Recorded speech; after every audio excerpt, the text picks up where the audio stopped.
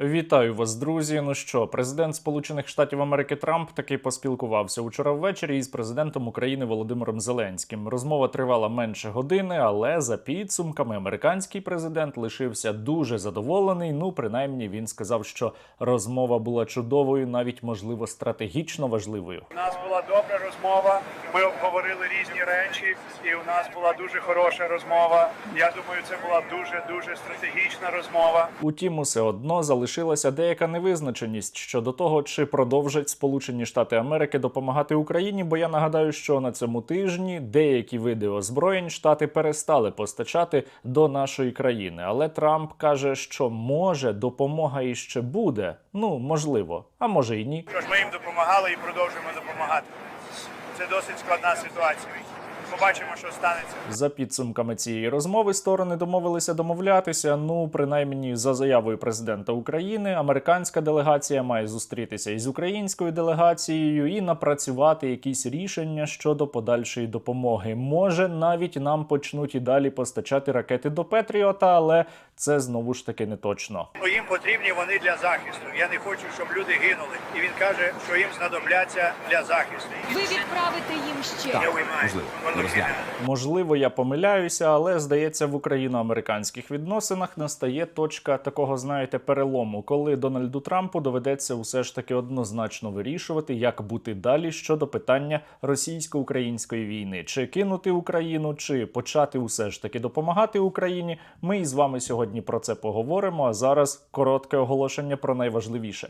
Завдяки вам ми учора зібрали 20 мільйонів гривень і закупили на них більше ніж 200 нових перехоплювачів шахедів. Дякую за цю надзвичайно важливу допомогу. Вона реально рятує життя. А сьогодні ми продовжуємо збирати на поточний русоріз, тобто на потреби фронту. Рухаємось далі. Донатим на русоріз. Донатьте на Росоріз, бо завдяки ньому ми можемо закрити небо над Україною. Я маю одразу сказати, що у мене немає чіткої відповіді на питання щодо того, якою саме буде зовнішня політика адміністрації Трампа щодо російсько-української війни, але є принаймні три основні теорії. Теорія перша полягає у тому, що Сполучені Штати Америки хочуть нас із вами кинути, але бояться при цьому сказати, що вони збираються це зробити. І деякі ознаки вказують саме на цю теорію, тому що Штати за часів адміністрації Трампа вже двічі зупиняли допомогу для України, а Трампу самому про це говорити не дуже хочеться, тому, можливо, він це робить руками чиновників зі своєї адміністрації. Знову ж таки, зі скандалом, який був на цьому тижні, були пояснення у американських медіа, що, мовляв, це не Трамп ухвалював рішення, це усе під Гексет, або, можливо, якийсь його заступник, та і, зрештою, сам Трамп не каже, ми відновимо і збільшимо допомогу для України. Він каже, ми подивимося, ми подумаємо, ми визначимося, будуть зустрічатися робочі групи і так далі. І, в принципі, ця теорія має право на існування. Теорія друга іще простіша і, можливо, навіть найбільш ймовірна. В адміністрації Трампа панує повний хаос, і права рука може не знати, що робить ліва, і з Трампом самим не завжди радяться навіть його чиновники. І в такому разі зрозумілою є відповідь Трампа, де він не каже, що ми точно відновимо допомогу для України, а ми подивимося, будуть зустрічатися робочі групи, тому що якщо він прямим текстом скаже, то тоді стане питання, а чи контролює він взагалі свою адміністрацію? Ну і наостанок третя теорія. Вона для нас із вами найбільш позитивна, тому що полягає у тому, що Трамп, хоче він того чи ні, все одно буде змушений допомагати далі Україні, а зараз він шукає приводи, шукає пояснення для американської аудиторії, для МАГА, які не схвалюють допомогу для України, щоб потім пояснити, чому він усе ж таки рішення це ухвалив. На користь оцієї теорії грає те, що Трампа Владимир Путін виставляє посміховиськом. Пам'ятаєте його заяви спершу про 24 години? Я закінчу цю війну між тими двома країнами за 24 години. Це навіть не займе стільки часу. Потім були розповіді про декілька тижнів, потім, що, можливо, за 100 днів Трампу вдасться завершити російсько-українську війну, і він навіть чув із Кремля якісь позитивні сигнали. Але я відчуваю, з точки зору припинення вогню і зрештою угоди, якісь дуже добрі сигнали з Росії. І зрештою Владимир Путін пояснив днями Трампу, що у нього просто немає карт, і він ніяк не впливає на ситуацію, і, простіше кажучи, його послав, тому Трамп і лишився отакий незадоволений цією розмовою. Я нагадаю, що Росія, так звана, відхилила абсолютно усі вимоги Дональда Трампа. Я казав вам, що був дуже незадоволений своїм дзвінком з президентом Путіним. Здається, ніби він хоче йти до кінця, просто продовжувати вбивати людей. Це не добре, це неправильно. Я був незадоволений цим. Зрештою, я переконаний, що у довгостроковій перспективі рано чи пізно Трампу доведеться змиритися із тим, що він повинен допомагати Україні, тому що це передусім у інтересах Сполучених Штатів Америки. Але зараз я пропоную брати за основу першу теорію, що Сполучені Штати Америки хочуть нас кинути, тому що у Трампа, як ви знаєте, немає карт, він не може натиснути на так звану Російську Федерацію, або не хоче, якщо казати правильніше, і, напевно, він хоче просто, щоб війна припинилася за рахунок України, щоб у України не було засобів для захисту, і от тоді, можливо, так звана Російська Федерація захопить Україну і настане нарешті мир, бо Трамп, ви ж пам'ятаєте, він миротворець. Це те, ким я хочу бути миротворцем та об'єднавцем. Час нам із вами покаже, яка саме із цих теорій правильна. Але Трамп і далі буде виглядати посміховиськом у очах самих американців. Владимир Путін буде і далі Трампа принижувати. Наприклад, отакими атаками, як учора на Київ, одразу після телефонної розмови із ним. Это уже не впервые, когда на фоне дипломатического взаимодействия России и США мы наносим массированные удары, уже не первый раз. На самом деле ведь мы оказываем давление на Дональда Трампа этими ударами. Американський президент не любить виглядати посміховиськом, а Владимир Путін саме на нього його і перетворює. Та усе одно ми повинні відштовхуватися від найгіршого сценарію для того, щоб зробити якомога більше для нашої країни. Тому що, може, я відкрию комусь дуже велику таємницю, може хтось іще із українців цього не знає або не здогадується. Росіяни не планують завершувати російсько-українську війну або йти на перемир'я. Вони про це кажуть відкритим текстом. Ни о каком прекращении огня речь идти не может. Мы решим задачи и достигнем всех целей. Это теперь безальтернативная позиция Москвы. І навіть якщо припустити, що росіяни колись теоретично можуть погодитися на довгострокове припинення вогню, ну, наприклад, їх можуть до цього примусити величезні проблеми у економіці, що високоймовірно, усе одно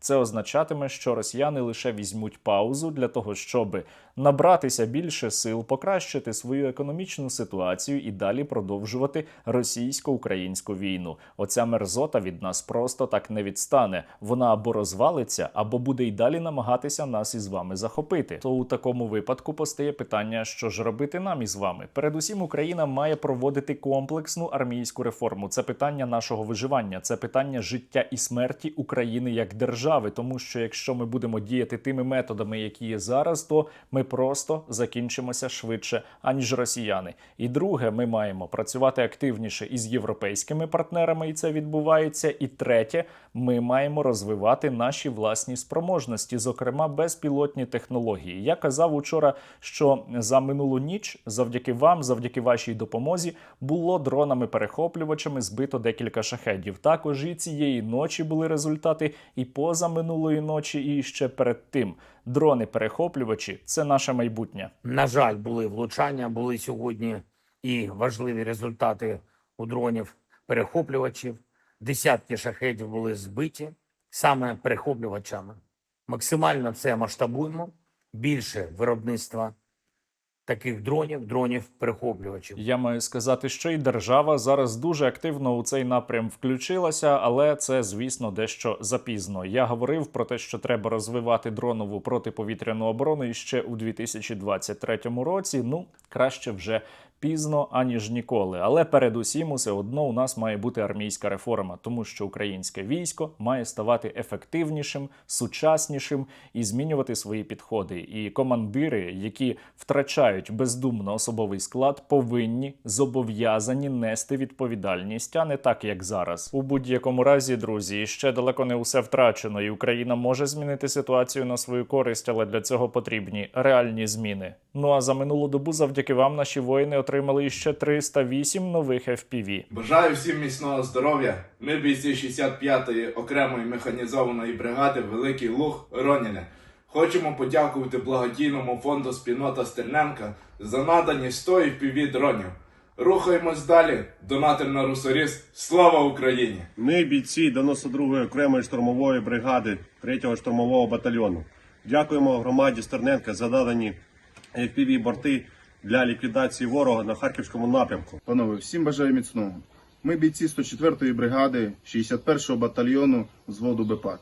Хочемо подякувати спільноті Стерненка та самому Сергію Стерненку за надані нам ці чудові 50 русорізів. Разом до перемоги. Слава Україні! Героям слава! Бажаю міцного! Ми бойова група «Самураї» ББС 117-ї окремої важкої механізованої бригади. Дякуємо спільноті Стерненка та пану Стерненку за чергову допомогу у вигляді 30 цифрових дронів «Бабай». Завдяки ним ми будемо знищувати ворожі очі у небі. Донатьте на Русоріс, бо завдяки ньому ми можемо закрити небо над Україною. Небесний Русоріс має тривати. Слава Україні! Від імені бійців 1-го батальйону спеціального призначення бригади Азов хочемо подякувати спільноті Стерненка за надані 25 FPV-дронів. Вони суттєво допоможуть нашим бійцям у виконанні бойових задач. Дякуємо. Разом до перемоги. Від імені всього нашого підрозділу висловлюємо щиру вдячність Сергію Стерненку та спільноті за надану техніку та вашу підтримку. У ці складні часи кожен дрон – це не просто інструмент, а реальна допомога, що дозволяє нам ефективніше виконувати завдання, захищати життя побратимів і тримати оборону там, де це справді важливо. Ваш вчинок – це прояв не лише щедрості, а й справжньої людяності, солідарності та спільної віри в свободу. Для нас надзвичайно цінно знати, що ми не залишились наодинці в цій боротьбі. Ваша допомога – це знак підтримки, який гріє серце навіть в найхолодніші дні. Ваш внесок – це частина великої справи, яку ми робимо разом, творимо сьогодні, аби завтра було мирним і вільним, з повагою, вдячністю та побратимською шаною. Слава Україні! Героям слава! Дякую, що завдяки вам наші воїни отримують лише найкраще. Дякую, що ви своїми донатами також і сприяєте розвитку безпілотних технологій. Це надзвичайно важливо. Продовжуйте й далі допомагати силам безпеки та оборони України.